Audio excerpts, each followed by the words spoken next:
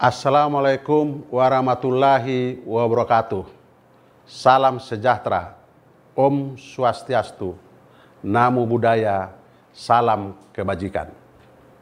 Saudara-saudaraku kader Partai Demokrat dari Sabang sampai Merauke dan dari Miamas sampai Pulau Rote yang telah bertekad bulat menyelamatkan Partai Demokrat dari partai dinasti, dari partai keluarga Cikeas menuju KLB Partai Demokrat 2021 untuk mengembalikan marwah Partai Demokrat sesuai dengan namanya demokratis, terbuka dan modern yang merupakan landasan partai yang didirikan oleh para pendiri.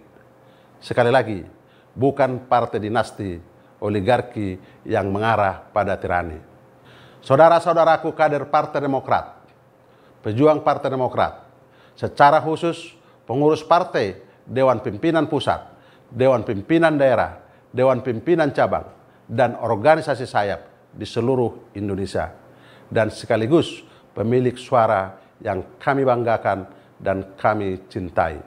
Sudah tertanam di masyarakat bahwa Partai Demokrat telah dicap sebagai partai dinasti sejak KLB pertama di Bali tahun 2013, di mana Bapak SBY menjadi ketua umum dan anak kandungnya Edi Baskoro Yudhoyono sebagai sekretaris jenderal Partai Demokrat. Ini baru pertama kali di Indonesia, bahkan di dunia, di mana pengurus partai politik, Partai Demokrat, bapaknya SBY ketua umum dan anaknya sebagai sekretaris jenderal.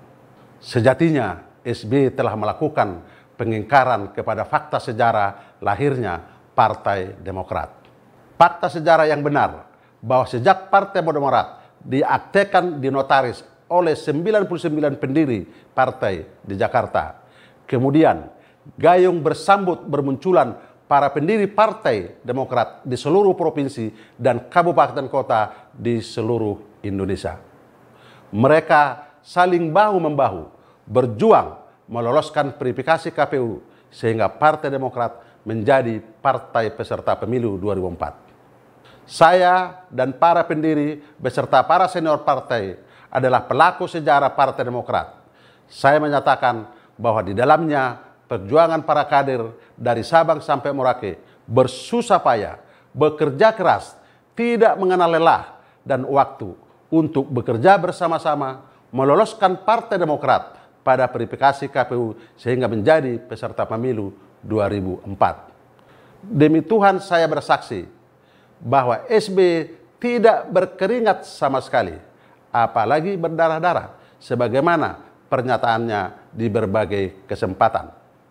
SBY bergabung dengan Partai Demokrat setelah lolos verifikasi KPU dengan memasukkan almarhumah Ibu Ani Yudhoyono sebagai salah satu wakil ketua umum dan hanya menyumbang uang 100 juta rupiah dalam bentuk 4 lembar travel check yang di Hotel Mirah Bogor.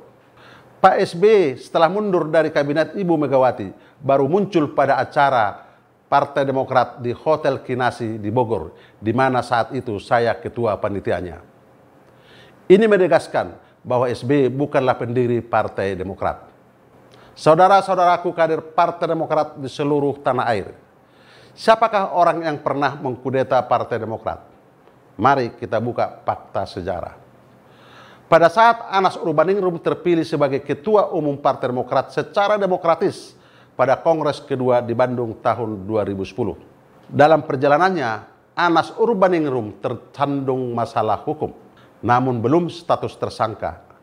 SBY selaku Ketua Dewan Pembina Partai Demokrat dan juga Presiden Republik Indonesia mengambil kekuasaan Ketua Umum Anas Urbaningrum dengan cara membentuk presidium, di mana ketuanya adalah SBY, wakil ketua Anas Urbaningrum, yang tidak memiliki fungsi lagi dalam menjalankan roda Partai Demokrat sebagai ketua umum. Inilah kudeta yang pernah terjadi di tubuh Partai Demokrat. Setelah Anas Urbaningrum menjadi tersangka, terjadilah KLB pertama atau Kongres ketiga Partai Demokrat di Bali tahun 2013 untuk melanjutkan sisa kepemimpinan Anas Urbaningrum hingga 2015, di mana beliau mengatakan hanya akan meneruskan sisa kepemimpinan Anas Urbaningrum Sehingga saya, Johnny Allen Marbun, diperintahkan oleh SBY untuk membujuk Marzuki Ali yang saat itu menjabat Ketua DPR RI untuk tidak maju sebagai kandidat Ketua Umum Partai Demokrat. Padahal pada Kongres kedua 2010 memperoleh suara kedua terbesar setelah Anas Urbaningrum.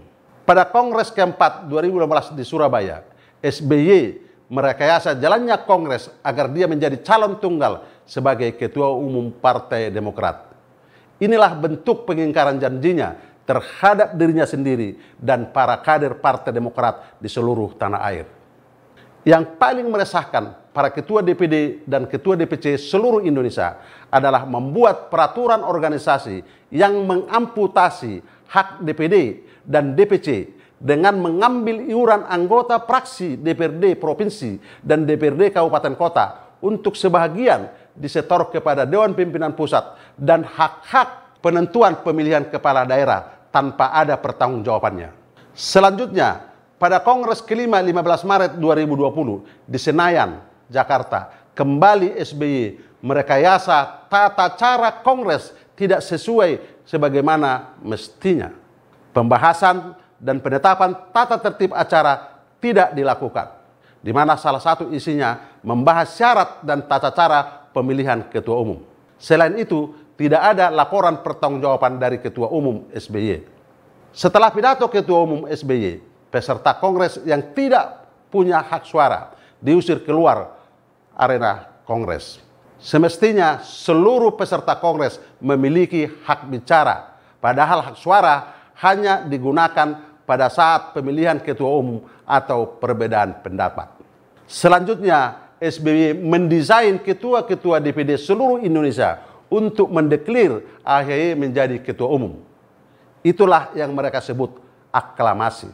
Makanya AHY berada di puncak gunung, tapi tidak pernah mendaki.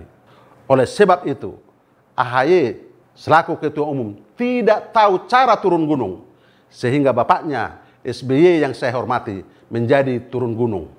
Inilah yang disebut krisis kepemimpinan. Salam Demokrat. KLB, solusi konstitusional untuk mengembalikan Partai Demokrat sebagai partai yang demokratis, terbuka, dan modern. Wassalamualaikum warahmatullahi wabarakatuh. Salam sejahtera. Om Santi Santi Santi Om. Namo Buddhaya. Salam kebajikan.